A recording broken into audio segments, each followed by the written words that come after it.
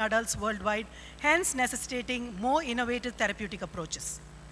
The limitations of the current treatment approaches are the monotherapy limitations, that is single target medications which offer insufficient glycemic control, and the treatment burden of multiple tablets, poor adherence, increased costs, higher risk of drug interactions and adverse effects, and also inadequate weight management because of our traditional diabetic medications, hence failing to address the obesity component. So these limitations highlight the urgent need to bring about more comprehensive treatment strategies to address the multiple aspects of metabolic dysfunction. So as the years have gone by in the last 2 decades, our obesity management, we start with lifestyle changes, then behavioral therapy, which has found to cost only 3 to 5% of weight loss. So we have started them on pharmacotherapies, and the older pharmacotherapies we had did cost only about 5 to 10% weight loss. In the last few years, we have seen a great leap, that is in the development of new molecules like the GLP-1 analogs, which are showing a very big ray of hope for our type 2 diabetic obese patients, and the newer molecules which actually revolve around this GLP-1 analog is going to actually replace even bariatric surgery soon. So recent research has revealed complex interactions between the brain and the body in regulating hunger and energy use. The discovery of leptin initially did raise hopes because it promotes fullness and increased energy burn. However, its effect in obesity was found to be limited. So now going on to the paradigm shift of this unimolecular polypharmacy, it is a single molecule engineered to activate multiple receptor target, and each component of the molecule do not interact with each other. They act separately on their receptors, and they maintain their individual identity and integrity. They overcome the limitations of traditional pharmacy. Polypharmacy provides synergistic effects, simplifies treatment regimens, improved adherence, and reduces the pill burden too. So going on to this GLP-1 analogs, they are mainly produced by the intestine in response to food. They cause glucose-dependent insulin release. They slow the gastric emptying, reduces the postprandial glucose exertion, acts on the hypothalamus, and induces satiety and reduces the food intake too.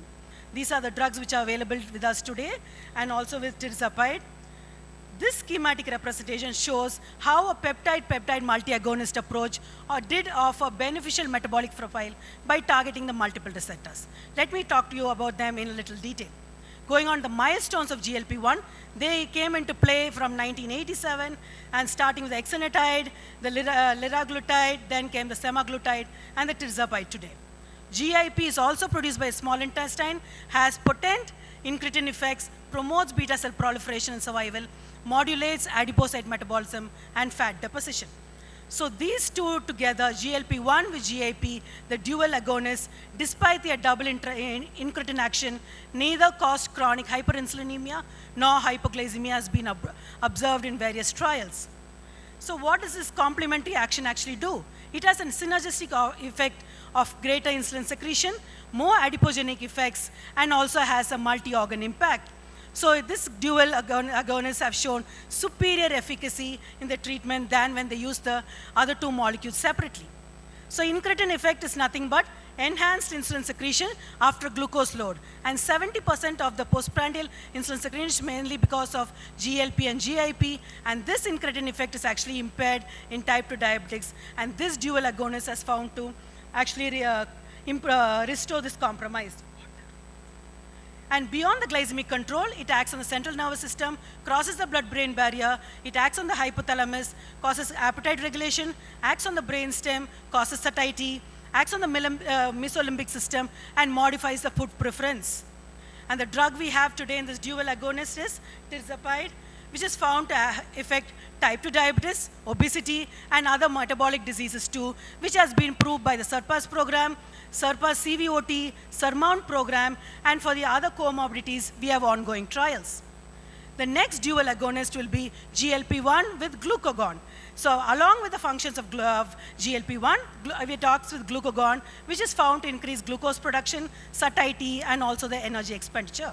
And both these dual agonism has found to safely improve the glucose tolerance, hyperinsulinemia, hepatic steatosis, and body weight in various preclinical data. The drugs we have today in the pipeline, the phase 2 trials are cotatudide, pemvidutide, and the survodutide. So the comparative efficacy of the single target therapies to the dual agonists have shown higher HbA1c reduction of 2.3% and a weight loss of about 15 kg. So hence excellent glycemic control and weight reduction. Next combination dual agonist will be a GLP-1 with steroid that's along with estrogen. Estrogen is found to have leptin-like effect and also found to protect the pancreatic cells from the damage associated with the metabolic disease. But the adverse effects of estrogen like uterine hypertrophy and accelerated growth of estrogen-sensitive xenograft tumors have limited its use. Going into the combination of a GLP-1 with amylin, which is also secreted by the beta cells, this hybrid peptide has shown to improve insulin sensitivity, increase the satiety, reduce appetite, and the energy intake. And the molecule we have is cagrilintide and amycretin. These have shown in the redefined 1 and 2 trials excellent weight loss of 20.4%. Even amycretin has shown a weight loss of 24.3%.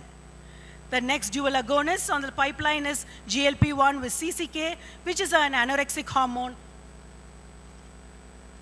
secreted by the intestinal cells. And this hybrid peptide has also shown superior weight reduction. But we need more clinical data to see on its effects, to see the effects of the gallbladder with this combination.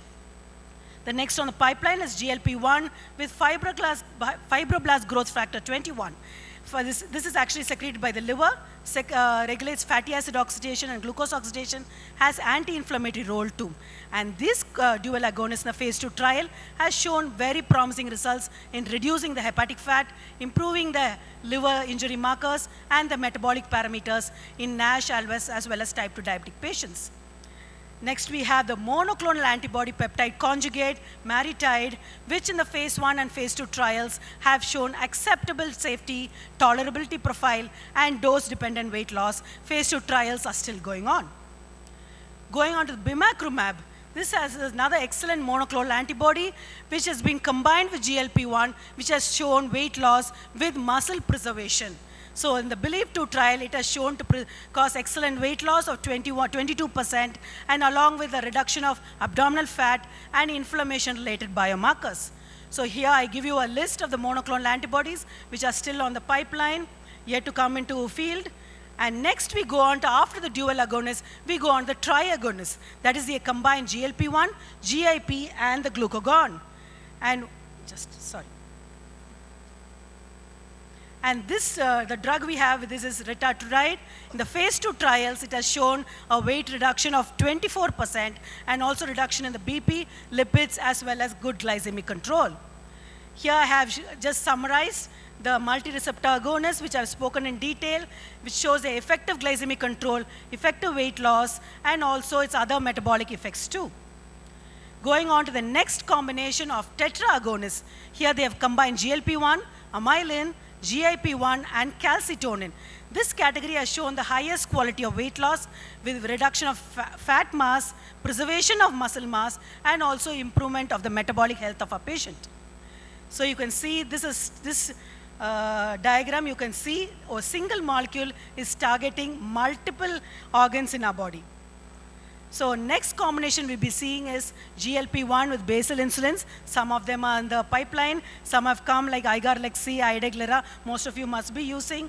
And just to say, this combination of basal insulin has been addressing out of the 7 out of the 8 pathophysiological abnormalities of type 2 DM has been addressed by this combination of GLP-1 with basal insulins. Other than only glycemic control, it is found to cause weight loss, also lesser hypoglycemias, and improved GI tolerability too, which has been proved by the Solid D trial, Lixican-L, Solimix trial have all proved the above.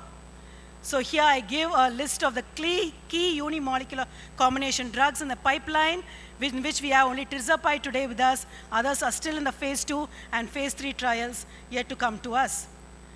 Does this unimolecular polypharmacy play a role only for obese type 2 diabetic patients? No. It has found a promising role in neurodegenerative disorders, infectious diseases, respiratory diseases, cardiovascular diseases, oncology, and also in metabolic disorders.